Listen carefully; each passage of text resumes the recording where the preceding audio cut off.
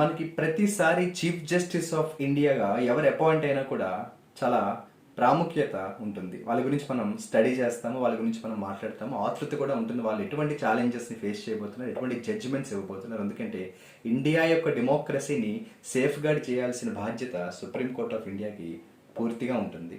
నేను గతంలో కూడా చెప్పాను, సుప్రీంకోర్ట్ ఆఫ్ ఇండియా అనేది ఒక ఇండిపెండెంట్ కస్టోడియన్ ఆఫ్ జస్టిస్గా పిలుస్తాము. న్యాయాన్ని కాపాడాల్సిన బాధ్యత సుప్రీంకోర్ట్ ఆఫ్ ఇండియాది. ఈ ఈ ఈ ప్రాసెస్లో రీసెంట్గా మనకి అపాయింట్ అయిన is from Telugu states NV justice chief justice of India NV రమణకు సంబంధించి కూడా మనకి కొన్ని ఛాలెంజెస్ ఆయన ముందు ఉన్నాయి. జస్ట్ మనం రీసెంట్గా కూడా న్యూస్లో చూసాము, ఇండియా రీసెంట్గా ఒక రికార్డ్ ఇప్పటిదాకా వరల్డ్లోనే సింగిల్ డేలో 4 lakh కరోనా కేసెస్ వచ్చిన ఏకైక కంట్రీగా ఇండియా న్యూస్లోకి వచ్చింది. Very sad to say that India has been the first country in the world to get 4 lakh corona cases in one single day, which is a pathetic situation. అయితే అది ఎవరిని మనం blame చేయాలనేది మనం తర్వాత మాట్లాడుకుంటే, let's not politicize this issue, but it is very sad and unfortunate to believe that India is the first nation in the entire world to get 4 lakh cases on one single day. So supreme court of ఇండియాకి, గవర్నమెంట్స్కి ఎలాగో వాళ్ళ బాధ్యత వాళ్ళు చేస్తారు, కానీ supreme court of India has to safeguard whether the governments are succeeding in fulfilling their duties or not. గతంలో మనకి former chief justice of India Ranjan Gogoi గురించి మనం కూడా గతంలో కొన్ని వీడియోస్లో మాట్లాడుకున్నట్టు, ఆయన అయోధ్య కేసులో ఇచ్చిన జడ్జ్మెంట్ వాజ్ వెరీ సెన్సేషనల్. అలాగే రఫేల్ డీల్కి సంబంధించి రంజన్ గొగోయ్ గురించి మనం మాట్లాడుకోవడం జరిగింది. తర్వాత ఆయన మెంబర్ ఆఫ్ పార్లమెంట్గా రాజ్యసభకి వెళ్ళిపోయారు, అది వేరే విషయం. జనరల్గా చీఫ్ జస్టిస్ ఆఫ్ ఇండియాగా పనిచేస్తున్న వాళ్ళు కూడా they are getting into active politics. But still అది కూడా ఒక డిబేటబుల్ ఇష్యూ. అది ఎంతవరకు కాన్స్టిట్యూషనల్ రైట్ ఉన్నప్పటికీ కూడా అది ఎంతవరకు వాళ్ళ జడ్జిమెంట్స్ని ఎఫెక్ట్ చేస్తుంది, వాళ్ళు బయాస్డ్గా ఉండరన్న దానికి గ్యారంటీ ఏంటి అన్నది కూడా మనం గతంలో మాట్లాడుకున్నాం. ఆ తర్వాత వచ్చిన former chief justice of India Sharad Bobde విషయంలో చాలా ఇంపార్టెంట్ జడ్జిమెంట్స్ మనం చదువుకున్నాం. ముఖ్యంగా ఆర్టికల్ 370 అబ్రగేషన్ విషయంలో he was the main person, and chief justice of ఇండియాగా ఉన్న టైంలో ఆ 370 ఆర్టికల్ అబ్రగేట్ అయింది. The same time citizenship amendment act విషయంలో కూడా he was the prominent person. Jamia యూనివర్సిటీలో జరిగిన అల్లకల్లోలలో గొడవలకు సంబంధించి, at the same time JNU యూనివర్సిటీకి సంబంధించి కూడా జరిగిన ఇష్యూస్లో he had to give sensational judgments.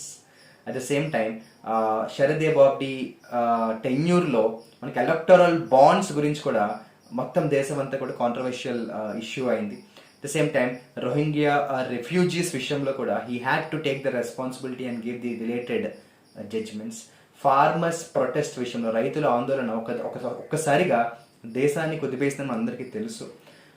ఇప్పటిదాకా ఎక్కడ కనివిని ఎరిగిన రీతిలో కొన్ని లక్షల మంది రైతులు ప్రొటెస్ట్కి దిగడం, అది శరద్ బాబ్డీ గారికి నిజంగా చెప్పాలంటే ఒక పెద్ద ఛాలెంజ్ అనే చెప్పాలి.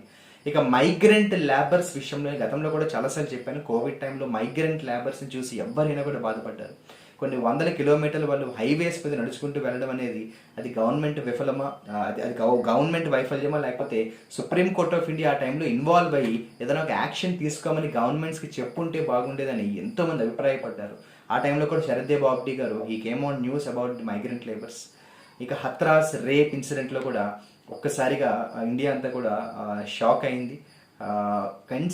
కాన్స్టెంట్గా ఫ్రీక్వెంట్గా the number of rape cases increase అవుతున్న టైంలో కూడా హత్రాస్ రేప్ కేసు జరగడం చాలా బాధపడాల్సిన విషయం. అటువంటి ట్రాజడీలో కూడా everybody was looking at the supreme court. ఎందుకంటే ఒక దేశంలో డెమోక్రసీ ఉన్న టైంలో మనం కొంతమందిని ఎలక్ట్ చేసినప్పుడు వాళ్ళు సరైన డెసిషన్స్ తీసుకుంటే పర్వాలేదు, but imagine if the governments don't take right decisions, if the governments take wrong decisions, if the governments mislead the people, అప్పుడు పీపుల్ కామన్ మ్యాన్ ఎవరిని అడగాలి, ఎవరి దగ్గరికి వెళ్ళాలి?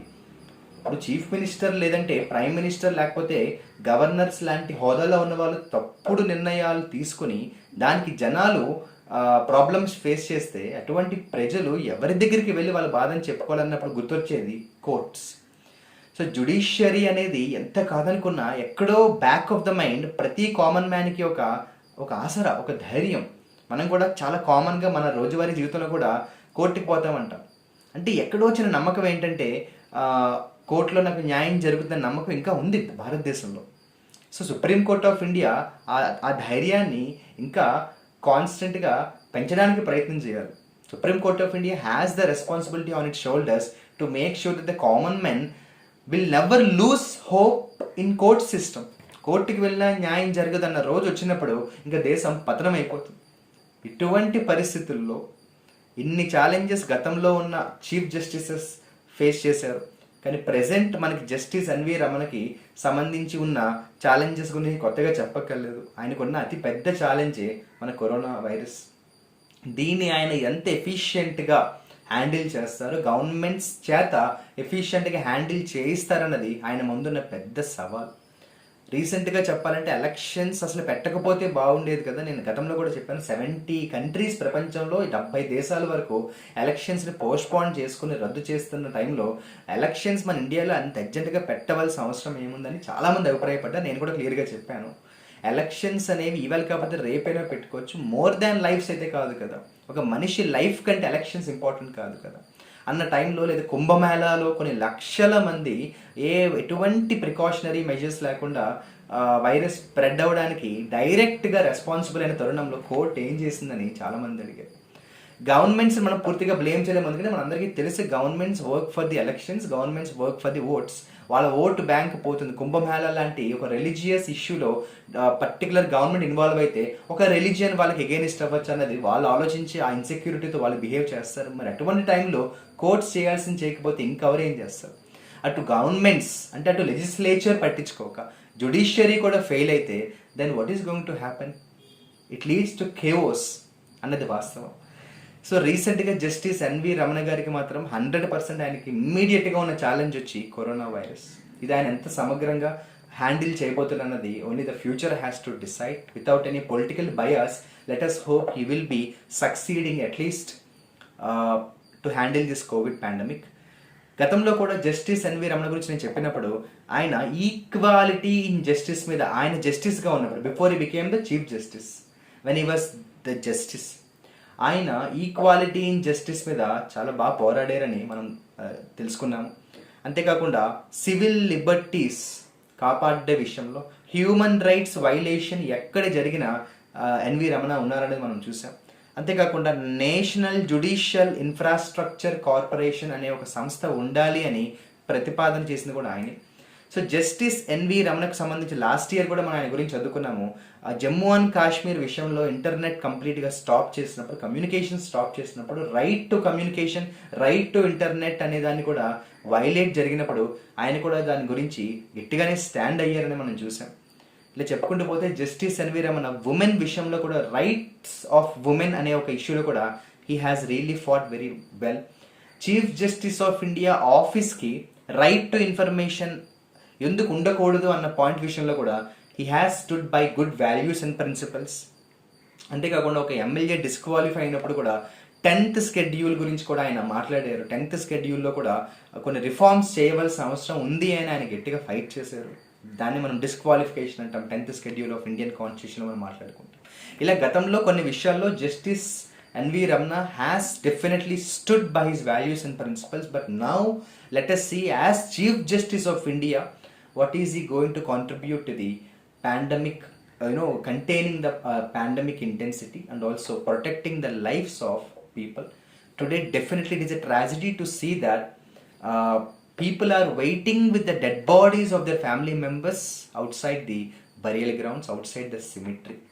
If that is the case, I think it is definitely going to be chaos, because legislature and judiciary iddaru with executive, with the support of executive, should work as a team to safeguard the people's dignity and at least to protect the life. Forget about education, forget about anything else.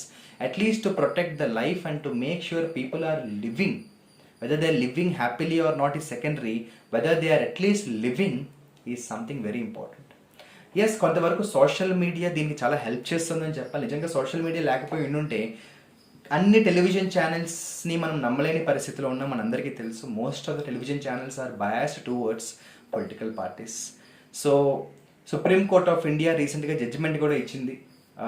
Governments of all the states, మీరు people మీద action తీసుకుంటే మేము ఊరుకోము. Social media అనేది ఒక advantage, ఒక opportunity to share their ideas. అందులో ప్లస్లు ఉండొచ్చు, మైనస్లు ఉండొచ్చు, అది తర్వాత మనం చూద్దాము. బట్ మైనస్లు ఉన్నాయి కదా అని మనం టోటల్ మీడియాని, సోషల్ మీడియాని, లేదు పీపుల్ మీద మన యాక్షన్ తీసుకోవడం అనేది it is a clear indication that it is our failure అని చెప్పేసి సుప్రీంకోర్టు జడ్జిమెంట్ ఇవ్వడం కూడా it is a beautiful thing. Anyway let us wish and hope best success and good judgements will come from chief justice of India, justice N V Ramana. Thank you.